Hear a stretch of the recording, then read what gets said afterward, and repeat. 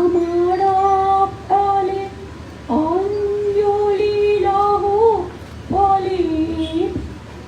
তৃতীয়ার বিকেলে চেতলার নবনীর বৃদ্ধাশ্রমে গিয়েছেন মুখ্যমন্ত্রী মমতা বন্দ্যোপাধ্যায়। আবাসিকদের শারদ শুভেচ্ছা জানানোর পাশাপাশি উপহারও তুলে দিয়েছেন, গেয়েছেন গানও। মুখ্যমন্ত্রী জানিয়েছেন প্রত্যেক বছরই তিনি নবনীরে আসেন, কারণ এখানে আবাসিকদের মধ্যে নিজের মাকে খুঁজে পান তিনি। সঙ্গে ছিলেন দুই মন্ত্রী ফিরহাদ হাকিম এবং ইন্দ্রনীল সেন। তৃতীয়াতে 64 পল্লীর পুজো উদ্বোধন দিয়ে শুরু করে বডিগার্ড লাইন্স সুরুচি সংঘ সহ কলকাতা জেলা একের পর এক পুজো উদ্বোধন করেছেন। মহালয়ার দিনে চেতলা অগ্রণীতে চক্ষুদান করেছেন দেবী দুর্গার। এরপর থেকে কলকাতা থেকে জেলা টানা পুজো উদ্বোধন করে গিয়েছেন মুখ্যমন্ত্রী মমতা বন্দ্যোপাধ্যায়। আপনারা জানেন আমি আসি আপনাদের কাছে তার কারণ আমি আপনাদের মধ্যে দিয়ে আমি মাকে খুঁজে পাই, বারবারই এই কথাটা আমি বলি, এবং মাকে বাদ দিয়ে সংসার চলে না।